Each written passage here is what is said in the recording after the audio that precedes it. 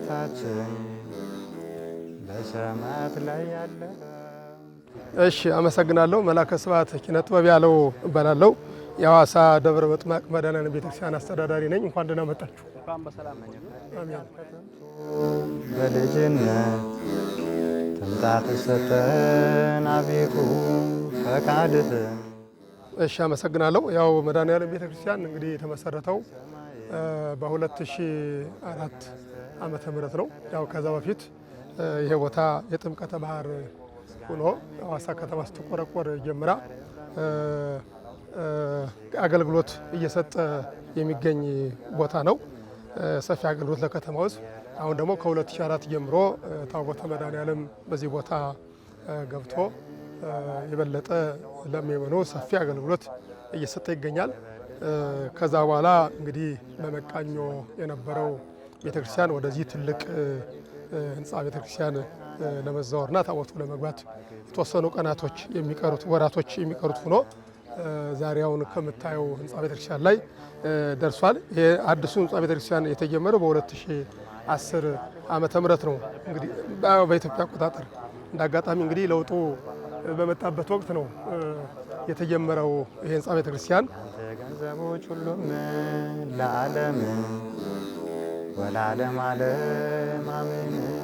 የተላከው ቅዱስ ገብርኤል ሰላምታ ሰላም ለክ ብሎ በሰጠኝ ሰላምታ እኔ ባሪያሽ ልብስን ስታጠቅ። ያው 2010 ዓመተ ምህረት ነው የተጀመረው። እንግዲህ የተጀመረው በህዝቡ በሚመኑ ትብብርና በመንግስትም በከተማው መስተዳደር በጎ ፈቃድ ነው። ያው ህንፃ ግንባታው ሲጀመር የከተማው መስተዳደር መፍቀድ ነበረበት። እሱን አስፈቅደን አሁን ጊዜያዊ መቃኞ ላይ ነው ታቦቱ ያለውና በቀጣይ ታቦቱን ወደዚህ አዲስ ቤተክርስቲያን ለማስገባት ታስቦ ነው እንግዲህ ሳቢያው ከዛ ነው የተነሳ ነው። ከተጀመረ በኋላ ያው እንግዲህ ይሄ ቤተክርስቲያን የሐዋሳ ከተማና እንዲሁም የክልሉ ቅርስ እንዲሆን ታስቦ ነው እሳቤው ሲጀመር። አካባቢውን፣ ቦታውን፣ ደረጃውን በሚመጥን ዲዛይን ታስቦ ነው ስራው የተጀመረውና ከተጀመረ በኋላ ግን የሚመኑ የህዝበ ክርስቲያኑ የሁሉም የከተማው ነዋሪ ርብርብ ፍላጎት በጣም ጥሩ ስለነበረ ቤተክርስቲያኑ ከተጀመረ ጊዜ ጀምሮ ያለምንም መቆራረጥ ያለምንም ችግር እየተሰራ ከዚህ ደረጃ ላይ ደርሷልና ደስ ያለሽ ወይ ጸጋን አግኝተሽ ከጌታ ደስ ይበልሽ። ለማቀርብልሽ ሰላምታ ለምኝልኝ ሳትሰለች። እውነት ለመናገር እንደው ይህንን ለመግለጽ ቃላት ያጥራል። ይህን አካባቢ ያው እንግዲህ ይሄ ኮሪደሩ ሳይሰራ የነበረውን ነገር እናውቀዋለን። በጣም እንደው ለእኛ ለቤተክርስቲያኒቱም ለሰዎችም ለማለፍ ፈተና የሆነ ቦታ ነበረ። ምንድን ነው የሚባለው በእኛ ቤተክርስቲያን አስተምሮ ሰብ ይቄድሶ ለመካን ይባላል። መካን ይቄድሶ ለሰብ። ምንድን ነው ሰው ቦታን ይቀድሰዋል ማለት ቦታን ያከብረዋል። ቦታ ደግሞ ሰውን ያከብረዋል። የሰው መክበር በቦታ ላይ ነው። የቦታን መክበር በሰው ላይ ነው። አሁን ሰው ስለሰራው እንደዚህ ሆነው ሰው ባይሰራው ይሄ ቦታ ምናልባትም በፊት የነበረውን ገጽታ ብናስታውስ ባለመሰራው ሳይሰራ በመቆየቱ አንድም ደግሞ ስራው ተሰርቶ የቆየ ስራ ስለነበረ በጣም አስቸጋሪ ነበረ እና አሁን ግን ይሄ በመሰራቱ ለመግለጽ በሚያቅት ደረጃ ነው እንዲህ ውብ ሆኖ ሐዋሳን እንዳዲስ ልደት በቃ ዓለም እንዲመለከታት ያደረገው ይሄ ኮሪደር ነው። ጥቅሙ ብዙ ነው። በተለይ ለእኛ ቤተክርስቲያን የሰጠው ጥቅም በእውነት ቁጥር አንድ ነው ማለት እንችላለን።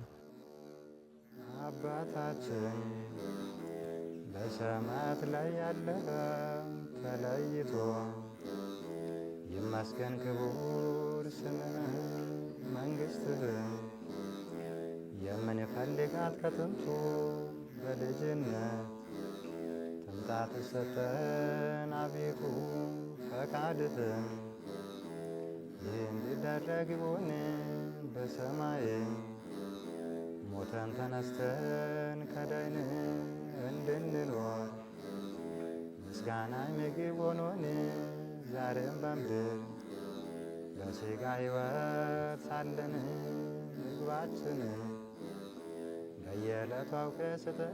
አሁን የቤተ ክርስቲያን ጉልላት 5 ነው። 5 ጉልላቶች አሉት።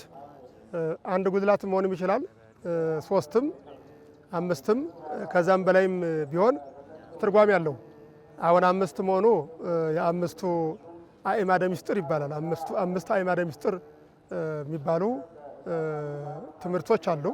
ምስጢረ ስጋዌ፣ ምስጢረ ቁርባን፣ ምስጢረ ጥምቀት፣ ምስጢረ ትንሣኤ ሙታን የሚባሉ አምስቱ ምስጢረ ትንሣኤ ሙታን የሚባሉ አምስቱ ምስጢረ ሥላሴ፣ ምስጢረ ስጋዌ፣ ምስጢረ ቁርባን፣ ምስጢረ ትንሣኤ ሙታን የሚባሉ አምስቱ አእማደ ምስጢር የነሱ ምሳሌ ነው።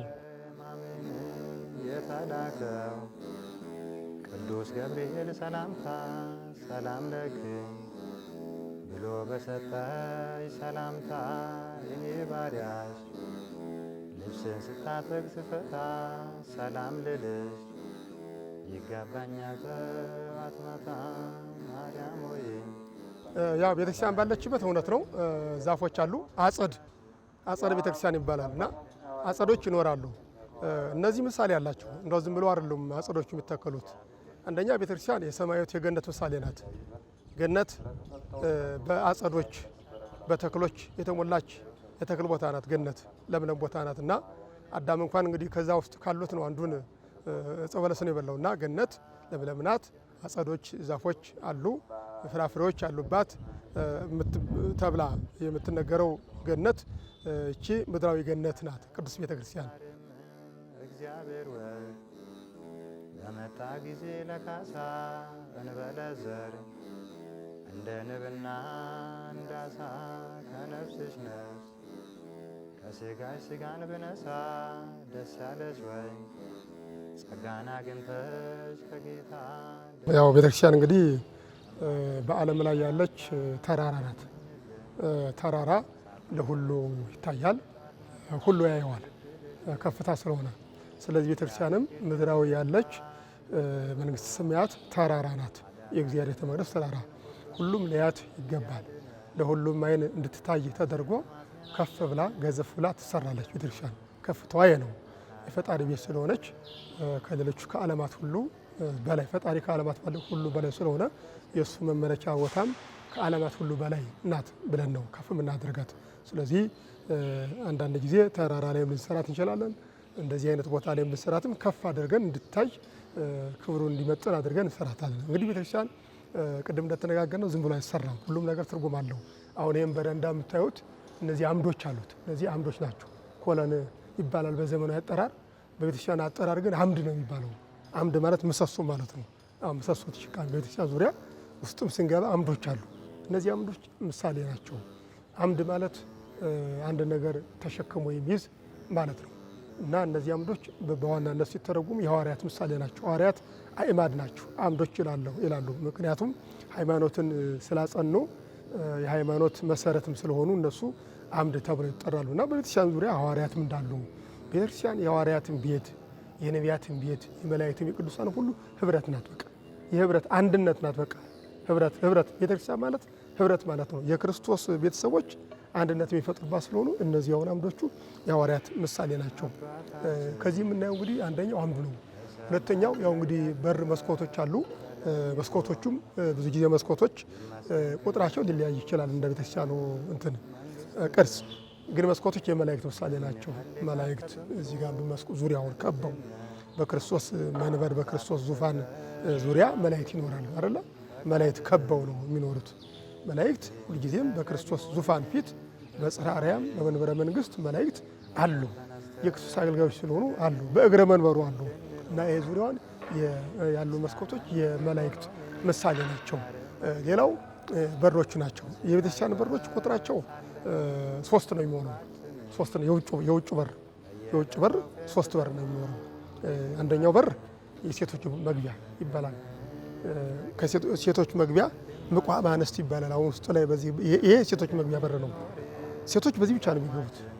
በዚህ ገብተው የነሱ መቋም ያላቸው ምቋም አንስት ይባላል። ምቋም አንስት ይባላል። አንደኛው በር ይሄ ነው። ሁለተኛው በር የወንዶች መግቢያ ነው እና ምቋም እደው ይባላል። ምቋም እደው ይባላል። ወንዶች በዛ በኩል ነው የሚገቡት።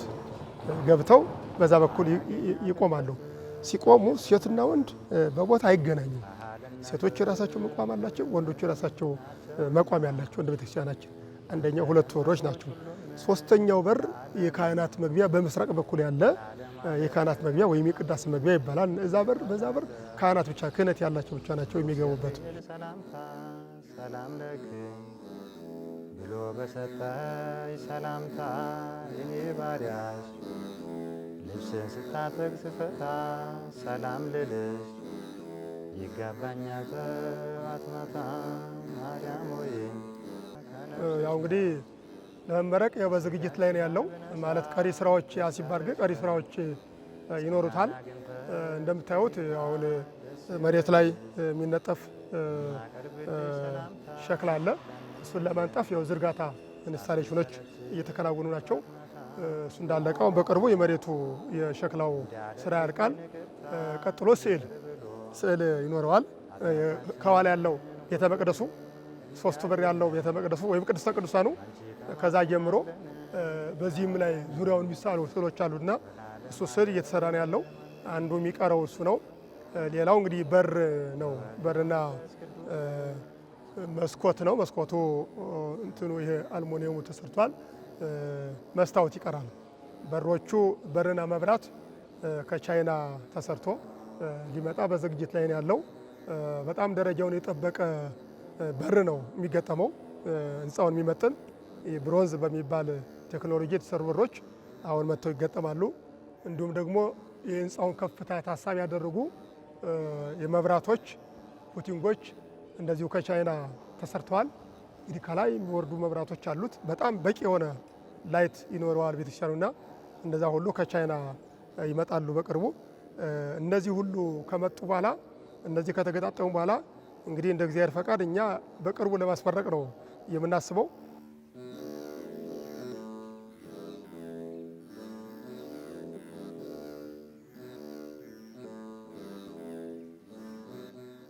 በክልላችንና በዓለም ያሉት የክርስቶስ የሰዎች ሁሉንም እንኳን ለብርሃነ ትንሣኤው በሰላም አደረሳቸው ለማለት እፈልጋለሁ። ይልቁንም ደግሞ ለምን ወደው ለምን አከብረው እጅግ በጣም ደግና የዋህ ለሆነው ለሲዳማ ሕዝብ እንኳን ለትንሣኤው በዓል በሰላም አደረሳችሁ ለማለት እወዳለሁ። በቤተክርስቲያኒቱ ስም ያው በዓሉም እንግዲህ የትንሣኤ በዓል ነውና ትንሣኤ ሰላም ነው፣ ትንሣኤ ፍቅር ነው። ክርስቶስ እኛን አንድ ያደረገበትና ያጣነውን ሰላም የሰጠበት ለእኛ ብሎ መከራ ተቀብሎ መከራውን ሞትን ድል አድርጎ የተነሳበት ስለሆነ ለእኛ የተሰጠ ፍጹም ሰላማችን ስለሆነ በዚህ ይህን በዓል የሰላም የበረከት በዓል እንድናደርገውና በዚህ በዓል እግዚአብሔር የሚወደውን ስራ እንድንሰራ መልእክቴን አስተላልፋለሁ። በድጋሜ የከተማችን ሕዝብም ሁሉንም እናንተንም ጭምር በእውነት እንኳን አደረሳችሁ ለማለት እወዳለሁ።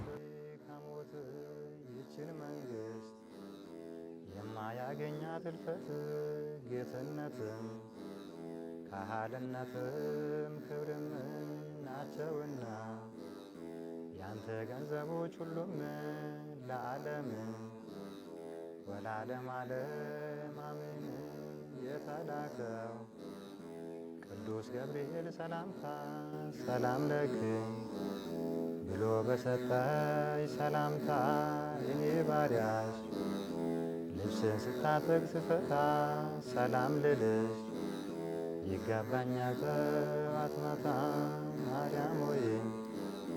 እመቤቴ ሆይ ድንግል በሥጋሽም በሕሊናሽም ድንግል ያሸናፍ የእግዚአብሔር እናት ድንግል እንዳለሽ ቅዱስ ገብርኤል ሰላም ሰላም ለክ እንደ እርሱ ሁሉ እኔም የሌለብሽ የነፍስ ሥጋ መርገም ብሩክ ነው የማኅፀንሽ ፍሬም እንደ ቀድሞ ብሩክ አምላክ ነው ዛሬም እግዚአብሔር ወልድ በመጣ ጊዜ ለካሳ እንበለ ዘር እንደ ንብና እንዳሳ ከነፍስሽ ነፍስ ከሥጋሽ ሥጋን ብነሳ ደስ ያለሽ ወይ?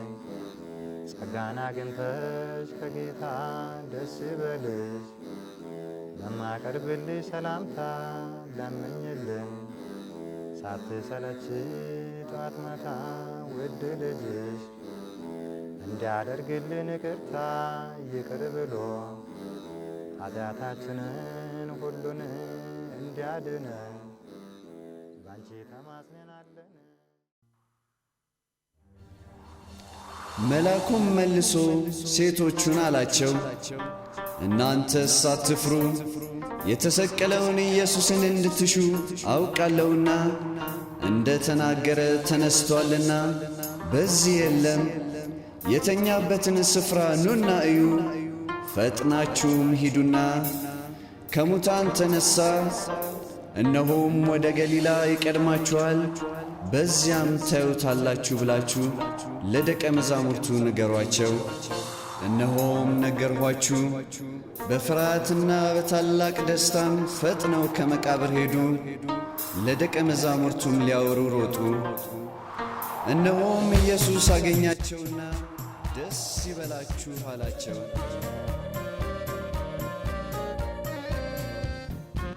እሺ፣ አባ ክብሮ መሰፋ እባላለሁ። ከዚህ ከሐዋሳ ኪዳነ ምሕረት ቁምስና ከካቶሊክ ቤተክርስቲያን እንኳን አውራ ደረሰ።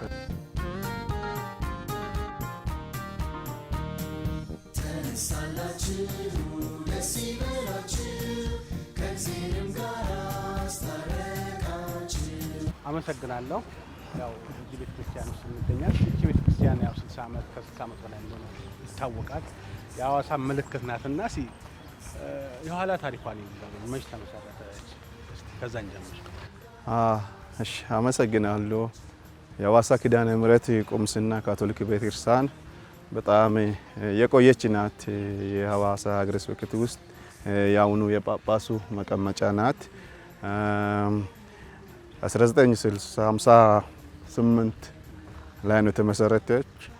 የሐዋሳ ከተማ የተቆረቆረው ወደ 1952 አካባቢ ነው። ከዛ ቀጥላ ወደ 6 ዓመት በኋላ ነው የተጀመረችው እና እስካሁን ድረስ ወደ 60 ዓመት በላይ የቆየች ብዙ ምእመናን ያፈራች ብዙ ስራ ሁለቱም በማህበራዊም በመንፈሳዊም ስራ እየሰራች ከዚህ ጀምራ ብዙ ከሲዳማ፣ ከገዴኦ፣ ከጉጂ፣ ከቦረና፣ ከአማሮ ከሌለ ድረስ ያለው የሐዋሳ ሀገረ ስብከቱን ማዕከል አድርጋ አቅፋ ወደ ከዚህ ስር ወደ 500 በላይ ቤተክርስቲያኖች አሉ። እናት ናትና እነኚህ ሁሉ ቅድም አልኩት እናት ወይም ሰንተሯ የአሁኑ መቀመጫ የሀገረ ስብከቱ መቀመጫ እናት ቸርች ናት።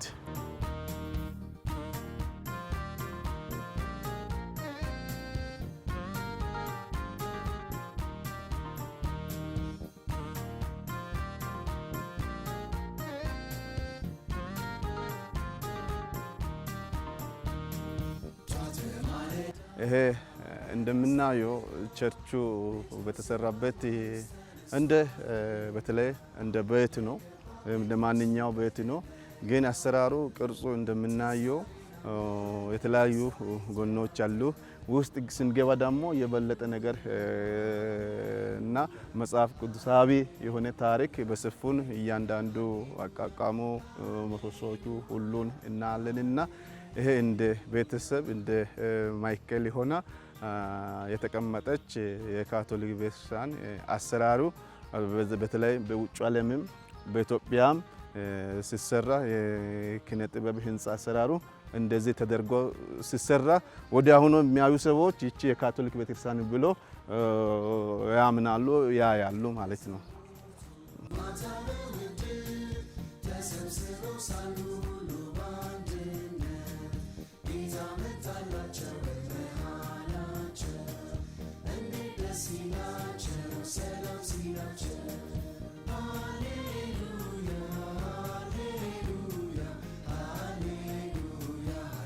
አሁን ቤተክርስቲያን ገብተናል፣ ደርሰናል። ስንደርስ ደግሞ እዚህ ጸበል ውሃ አለ፣ የተባረከ ነው።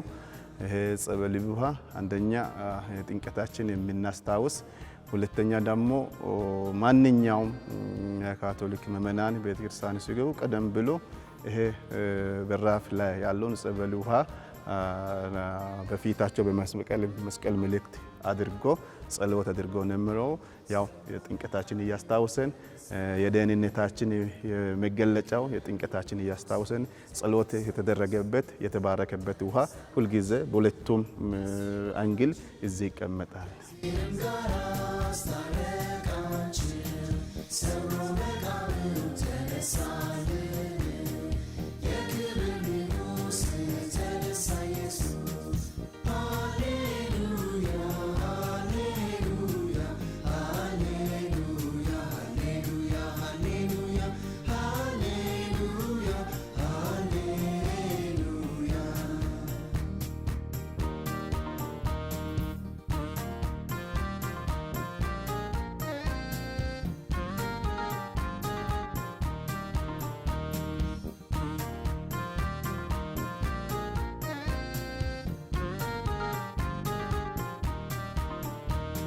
ሽቶዋን ይዛ ለመቃብሩ ገና ሳይመጡ ደቀ መዝሙሩ ደረሰች። 365 ቀን ሙሉ በሙሉ ቅዳሴ የሚቀደስበት መንበር ታቦት ነው። ከዛ ደግሞ ቤተክርስቲያን ሙሉ በሙሉ እዚህ የምናየው የተለያዩ ፒክቸር ወይም ስዕሎች አሉ። መንፈሳዊ ፒክቸሮች ናቸው። እነኚህ ደግሞ ሙሉ የሚያሳየው ምንድነው? መጽሐፍ ቅዱሳዊ ነው። በመጽሐፍ ቅዱስ ውስጥ ያለው ሁሉ ነገር በጽሁፍ ነው። እዚህ ደግሞ ፔዳጎጂ እንደ ፕራክቲካል ሆኖ የሚያሳዩ ከዘፍጥረት እስከ ራእይ ድረስ እንዲሁም ከብሉይ ኪዳን እና የአዲስ ኪዳን የነበረው የመጽሐፍ ቅዱሱን ሰማራይዝ የተደረገው የተቀመጠው ነገር ነው። እዚህ በመካከል በመንበር ታቦቱ ላይ በላይ ያለው ዋና ጌታችን ኢየሱስ ክርስቶስ የተሰቀለበት የአርብ ዕለት ሁል ጊዜ የምናስበው የስቅለት ነው። የስቅለት በዓል ምንድነው ከተባለ እንዴት ተሰቀለ? መስቀል ራሱ ምንድነው ሲባል እኛ እኮ መስቀል በቃል ስናይ አናቅም። ስዕል ስናይ ነው የሚመጣው ትርጉም ቶሎ ብለን የሚመጣው ስዕል። መስቀል እኮ አሁን እንደ ባይናችን ካላየን መስቀል ምን እንደሆነ አናቅም። ወንበር ከተባለ ወንበር ባይናችን ስናይ ነው ወንበርነቱ የምናውቀው። መስቀልም ደግሞ በቃል ብቻ ከተናገረ መስቀል ምን እንደሆነ ትርጉም አይሰጥም። ያ ደግሞ ወደ ፒክቸር ተቀይሮ የተሰራው ጌታችን ኢየሱስ ክርስቶስ እንደዚህ ነው የተሰቀለበት። እዚህ የምናየው በመስቀል ላይ ሲሰቀል 4 ሰዎች አሉ በስዕሉ ላይ። እነኚህ 4 በተለይ ከመነሻ እስከ መጨረሻ ድረስ ብርቱ ጠንካሮች አብዛኛ ሴቶች ነበሩ። ጌታችን ኢየሱስ ጋር መንገድ ሲጓዝ ከዛ ከአንደኛ ምዕራፍ ጀምሮ እስከ መጨረሻ ምዕራፍ ድረስ እስከ 4ኛ ድረስ የቆዩት ያገዙት እያለቀሱ ጌታችን ኢየሱስ ክርስቶስ ትልቅ ርኅራኄ የሰጡት ሴቶች ናቸው። ደቀ መዛሙርቱ ማታ በውድ ተሰብስበው ሳሉ ሁሉ በአንድነት ጌታ መጣላቸው። 2018 የጌታችን የመድኃኒታችን ኢየሱስ ክርስቶስ ትንሣኤ በዓል እንኳን ያደረሳችሁ፣ እንኳን ያደረሰን የመላው የክርስቲያን ሁሉ። ጌታችን ኢየሱስ ክርስቶስ የካቶሊክ ብቻ ሳይሆን የሁሉም ነው። እሱ የሁሉም ስለሆነ እንኳን የብርሃነ ትንሣኤ በዓል በሰላም አደረሳችሁ አደረሰን እያልኩ እንዲሁም በሀገራችን በኢትዮጵያ እግዚአብሔር እንዲባረክ ሀገራችን ሰላም እንድትሆን እችን በዓል እያከበረን እያንዳንዳችን በደስታ ያጡት የተቸገሩትን እናት አባት የሌሉ ልጆችን የታሰሩትን የታመሙትን የተለያዩ ቦታ በሆስፒታል በቤት ተኝቶ ያሉትን ሁሉ ከቻለን ያለነውን ማካፈል ነው። የክርስቶስ ሕይወት ሰጥቶናል። ከሰማይ ሰማያት ወርዶ እኛና እግዚአብሔርን ያስታረቀበት መንገድ ዋና እሱ ቤዛነቱን ያሳየበት እሱ ራሱ ስጦታ ነው ለእኛና እኛ ያለነው ነገር ለሌሎቹን እንድንካፈል እንድንሰጥ የበጎ አድራጊነቱን ለሁሉም እንድናደርግ በዓሉ በድጋሚ የሰላም የፍቅር የይቅርታና የእርቅ በዓል እንዲሆንልን እያለን በአብ በወልድ በመንፈስ ቅዱስ አንድ አምላክ አሜን።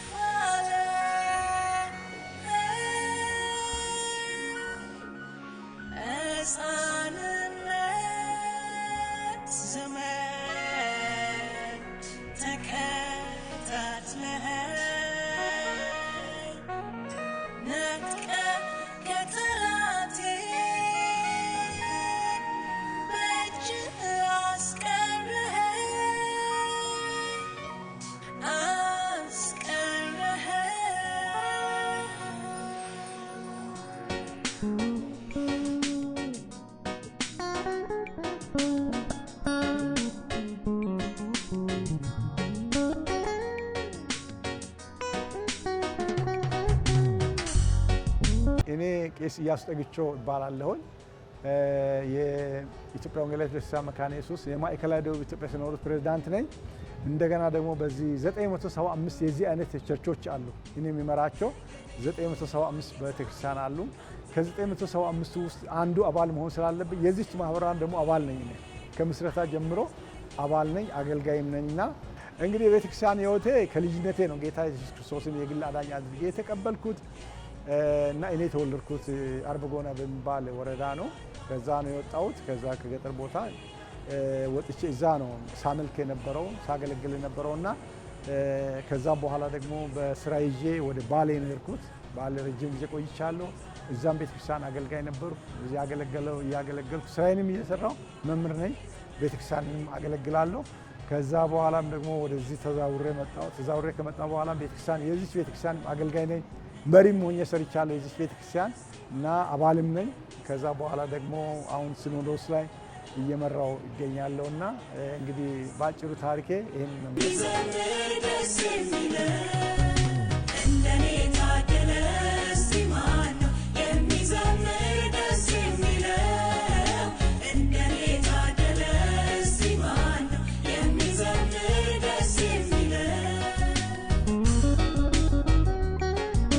የኢትዮጵያ ወንጌላዊት ቤተክርስቲያን መካነ ኢየሱስ ማዕከላዊ ደቡብ ኢትዮጵያ ሲኖዶስ ታቦር ማህበራን ነው የምትባለው። ታቦር ማህበራን የተመሰረተችው 1989 ዓ.ም እንደ ኢትዮጵያ አቆጣጠር። እቺ ማህበራን ስትመሰረት ትንሽ ነበረች። ጅማሬው በጣም ትንሽ ነው። በጣም ትንሽ ሰው ነው የጀመረችው። በትንሽ ነገር ነው የጀመረችውና ከዛን ጊዜ ጀምሮ ደግሞ በጣም እየሰፋች እያደገች የወንጌል ስራ እየሰራች ሚሽን ስራ እየሰራች በብዙ ነገር የኢትዮጵያ ወንጌላዊት ቤተክርስቲያን መካነ ኢየሱስ ሞዴል ሆናለች። በአሁኑ ጊዜ እቺ ማህበራን ታቦር ማህበራን ማለት ነው በኢትዮጵያ ደረጃ አንደኛ ሚሽን ላኪ ማህበራን ወንጌል ሰሪ ማህበራን ሆና ትታወቃለች እና እቺ ማህበራን ከጅምሩ ትንሽ ጀምራ ዛሬ ደግሞ ለብዙዎች ምሳሌ ለቤተክርስቲያናችን ለመካነ ኢየሱስ ምሳሌ ሆነች ማህበራን ታቦር ማህበራን ናትና ይሄ ነው።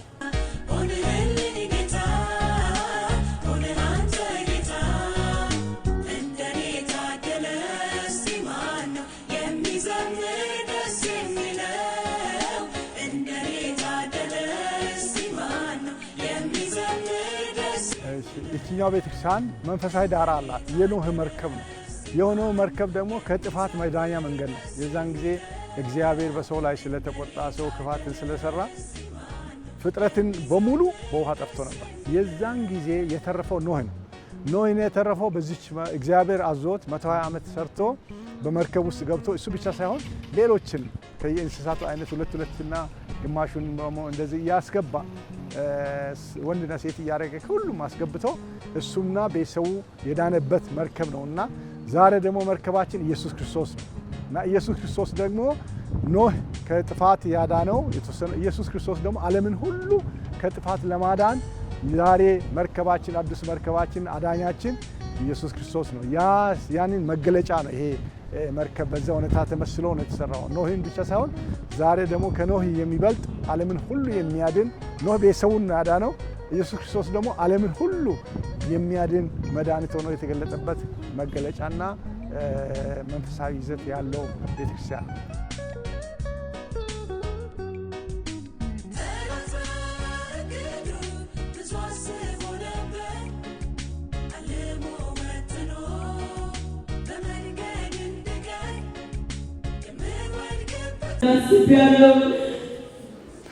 እዚህ አገልግሎት የሚጀመርበት ሻማ በማብራት ሻማ ብራት ከዚህ ነው የሚጀምረው። ይሄ መስቀሉ አለ። ሻማ ለምን ብርሃንን የሚያሳይበት ነው። መሰዊያ ነው የሚባለው። ይሄኛው መሰዊያ ነው። ይሄን ደግሞ ቄሱ ነው ካህኑ ነው። ከዚህ ሻማ ይለኩሳል። ሻማ ላይ ብርሃን ነው። አገልግሎቱ ወደ ብርሃንነት እንዲቀየር ብርሃን ይለኩስና ከዛም በኋላ ከዚህ ከመሰዊያ አገልግሎቱን ይጀምራል ማለት ነው። ይሄኛው ቦታ ደግሞ ጋብቻ ሰዎች ሲፈጽሙ ቅዱስ ጋብቻ ሲፈጽሙ ከዚህ ነው መሰዊያ የሚጀምሩት እና ይሄ የመሰዊያ ቦታ አገልግሎትም የሚጀምረው ከዚህ ነው። መጀመሪያ ሻማ በማብራት ይጀመርና ከዛም በኋላ ወደዛ ይሄዳል። ይሄኛው ቦታ ደግሞ መዘምራን የሚቀመጡበት ነው። ይሄኛው ደግሞ ካህናት የሚቀመጡበት ቤተክርስቲያኗን የሚያገለግሉ በክህነት ስራ የሚያገለግሉ ወገኖች ናቸው። እንግዲህ ቶታል ቤተክርስቲያን ያላት ከ8,000 በላይ ነው። ግን አንድ ጊዜ 8,000 አይቀመጥም። ይሄኛው ደግሞ ወንጌል መስበኪያ ቦታ ነው። ይሄኛው ደግሞ ማጥመቂያ ቦታ ናትና ህፃናት ማጥመቂያ ቦታ ይሄ ነው የሚባለው። ዝም ብሎ መዘመር አይሆንም።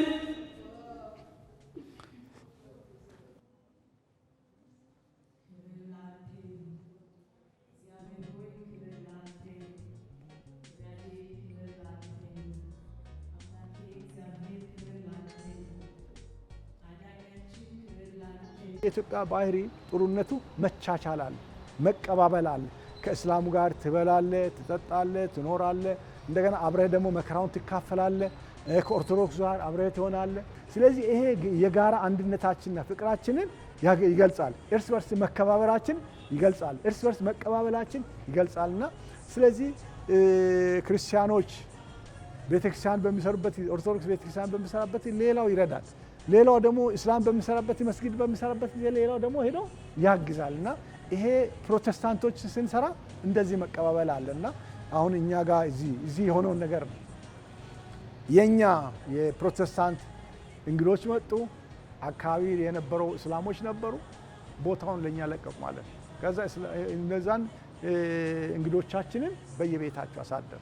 ልክ የእነሱም በሚመጣበት ጊዜ በገጠር በተለይ እንደዚህ መቀባበሉ አለ፣ በበዓል ጊዜ መከባበሩ አለ እና ይሄ እነዚህ አይነት ነገሮች የኢትዮጵያን ተጋምደናል፣ አንድ ላይ ነሆን ነው። ያን ሃይማኖት እንደ ሌላ አገር ላይ እንደዚህ አይደለም። ሌላ አገር ላይ አንዱ እስላም ከሆነ በእስላም ነው፣ ክርስቲያን ከሆነ በክርስትና ነው የሚሄደውና እዚህ ግን ኦርቶዶክሱም ፕሮቴስታንቱም እስላሙም የመተባበር ነገር ይሄን ደግሞ ትልቁ ነገር የሰራው በኢትዮጵያ ውስጥ የሃይማኖት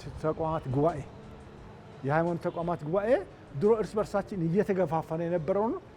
እርስ በርስ አንድ ላይ ወንበር ላይ እንድንቀመጥ፣ አንድ ላይ ስለ አገር ሰላም እንድናስብ፣ አንድ ላይ ስለ አገር ልማት እንድናስብ አድርጎናል።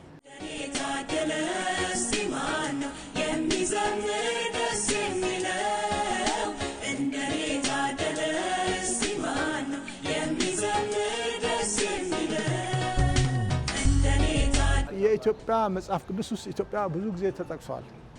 የመጽሐፍ ቅዱስ ኢትዮጵያ የአሁኑ ኢትዮጵያ አይደለችም። በአጠቃላይ ኢትዮጵያ በጣም ሰፊ የመንንም አጠቃላ ብዙ ሀገሮችን የያዘች ሀገር ነው። ጥቁር ነው የምትወክለው ኢትዮጵያ ማለት ጥቁርን ወካይ ናትና ኢትዮጵያ ደግሞ በእግዚአብሔር ቃል ውስጥ አለ። ስለዚህ እግዚአብሔር ኢትዮጵያን ይወዳል። በእውነት እኛ ህዝባችን አሁን የተፈጥሯችን በምናይበት ጊዜ እግዚአብሔር መቼስ ለሰው አዳለም፣ ግን ያዳላ ይመስላል። 13 ወር ሙሉ ፀሐይ እናገኛለን፣ 13 ወር ሙሉ ዝናብ እናገኛለን። መልክዓ ምድራችን በጣም የተለየ ነው። ወደ አውሮፓ፣ ወደ አሜሪካ፣ ወደ የተለያየ ሀገር ስትሄድ የተወሰነ ጊዜ ላይ ፀሐይ አለ፣ የተወሰነ ጊዜ ላይ ደግሞ በረዶ ነው ያለው። የኢትዮጵያ ግን አየሩ ራሱ የተስማማ ነው።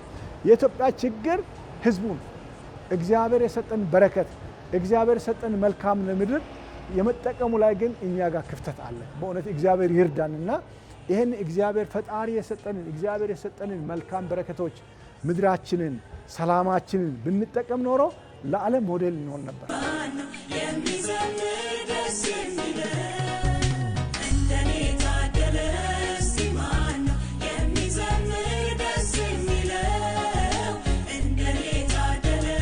ምንም ሳትለይ ክርስቲያን ነው፣ እስላም ነው፣ ኦርቶዶክስ ነው፣ ምንም ሳትለይ ልማቱን ስራ ትሰራለች። የደከመውን ማለት ያጣውን፣ የታረዘውን፣ የተጎሳቀለውን በጦርነት ምክንያት ደግሞ የሚሰደዱትን እነዚህን ሁሉ የምትረዳበት ክንፍ አላትና በዚህ ክንፍ ላይ ደግሞ በኢትዮጵያ ብዙ ነገር ሰርታለች። ትምህርት ቤት ሰርታለች፣ ሆስፒታል ሰርታለች፣ ለታመሙት ደርሳለች፣ ለወደቁት መነሳት ምክንያት ሆናለች። ከዚህ የተነሳ በኢትዮጵያ ላይ በጣም በብዙ ፕሮጀክቶች ነው አሏት። እኛም ደግሞ በሲኖዶሳችንም እንደዚህ በጣም ሰፊ ፕሮጀክቶች አሉን። በዛ ፕሮጀክቶች ደግሞ ሰውን እየደረስን ያለ ነው። ወንጌልን በዚህ በኩል እንሰራለን። በሌላ ወንጌል ደግሞ ማንንም ሳንለይ ኢትዮጵያ ውስጥ ያለውን ሁሉንም ማህበረሰብ የሚያገለግል የልማት ዘርፍ አለን።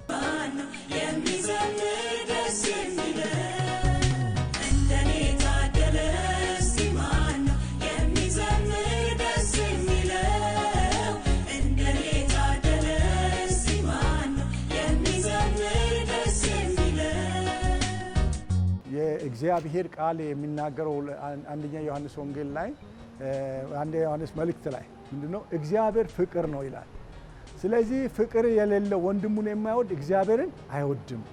በአጠገብ ያለውን ወንድምን ያልወደድከው እግዚአብሔር እንዴት ትወዳለህ? ስለዚህ ፍቅር ያለው እግዚአብሔር አለው ይላል።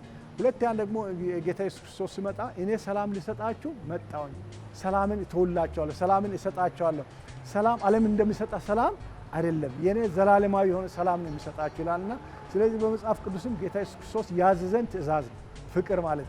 ፍቅር ለሌላው መሰጠት ነው፣ ለሌላው መኖር ነው፣ በደልን አለመቅጠር ነው፣ የበደለውን ይቅር ማለት ነው። ለበደለኛው ማለት አንተን ክፉ ስለሚሰራ መልካሙን ማድረግ ነው። ክፉን በመልካም አሸንፍ እንጂ ክፉን በክፉ አታሸንፍ ይላል እግዚአብሔር ቃል። በቀል የኔ ነው ይላል እግዚአብሔር። አትበቀል፣ አንተ ጉዳት ያደረሰን ሰው አትበቀል፣ በቀል የኔ ነው እግዚአብሔር አድራስ። ለሱ ግን መልካም አድርገህ ብራብ አብላው፣ ጠላቴ ብራብ አብላው፣ ብጠማ አጠጣው ነው የሚለው የእግዚአብሔር ቃል እና ስለዚህ የመድኃኒታችን ኢየሱስ ክርስቶስ ትእዛዝ ስለሆነ ይሄ ትእዛዝ ቤተክርስቲያን ትፈጽማለች፣ ታደርጋለች። ይህን ለመፈጸም ደግሞ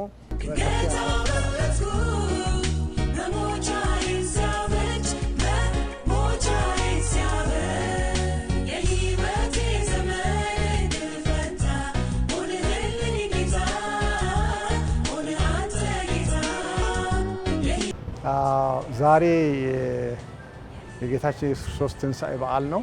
ይህ ትንሣኤ በዓል ደግሞ ለሁላችሁም እንኳን አደረሳችሁ። የሚሰሙ ይህን የሚታዩ ወገኖች ይህን በዓል እንኳን አደረሳችሁ ማለት ወዳለው የትንሣኤ በዓል ነው።